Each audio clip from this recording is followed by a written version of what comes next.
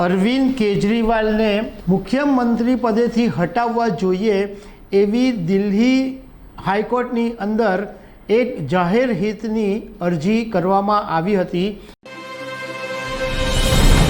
નમસ્કાર દર્શક મિત્રો, દિલ્હીના મુખ્યમંત્રી અરવિંદ કેજરીવાલને મુખ્યમંત્રી પદેથી હટાવવા જોઈએ એવી દિલ્હી હાઈકોર્ટની અંદર એક જાહેર હિતની અરજી કરવામાં આવી હતી, જે અરજીને હાઈકોર્ટે ફગાવી દીધી છે અને હાઈકોર્ટે આ બાબતે કેટલીક મહત્ત્વની ટિપ્પણી પણ કરી છે, એ તમારે જાણવા જેવી છે।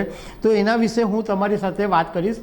મારું નામ રાજેશ શાહ છે અને તમે જોઈ રહ્યા છો ખબરછે.com। દર્શક મિત્રો, દિલ્હીમાં ઘણા સમયથી શરાબ કૌભાંડ અને એની સાથે જોડાયેલા મની લોન્ડરિંગનો કેસ ચાલે છે અને થોડા દિવસો પહેલાં ઈડીએ અરવિંદ કેજરીવાલને એમના ઘરેથી ધરપકડ કરી હતી અને અત્યારે અરવિંદ કેજરીવાલ જેલમાં છે।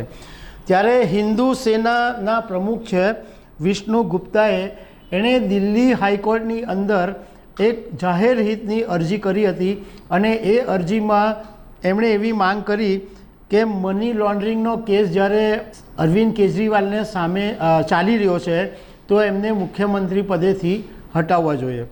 હવે દિલ્હી હાઈકોર્ટે આ અરજીને ફગાવી દીધી છે અને એમ કીધું છે કે ઘણી વખત વ્યક્તિગત હિત કરતાં રાષ્ટ્રહિતને ઉપર રાખવું પડે છે।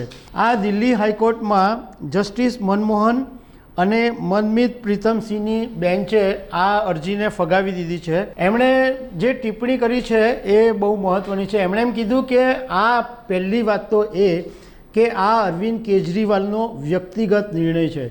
એમણે મુખ્યમંત્રી પદે રહેવું કે રાજીનામું આપવું એ એમનો વ્યક્તિગત નિર્ણય છે। કોર્ટે કીધું કે આ મુદ્દા ઉપર અમે કોઈ નિર્ણય લઈ શકીએ તેમ નથી।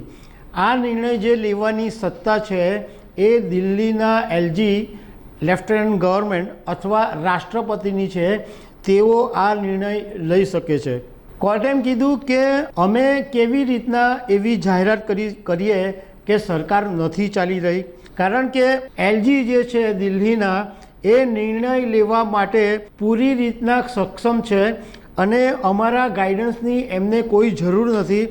અમે એમને સલાહ પણ આપી નહીં શકીએ। કાયદા મુજબ જે થતું હશે એ બધું જેમને સત્તા છે એ લોકો કરશે, એટલે આ બાબતમાં અમારે બોલવાનો કોઈ હક નથી, એમ કહીને દિલ્હી હાઈકોર્ટે આ જે જાહેર હિતની અરજી છે એ ફગાવી દીધી છે।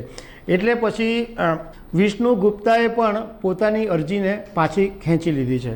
તો દર્શક મિત્રો, આવી અનેક વાતો સાથે અમે તમને મળતા રહીશું। Thank you very much.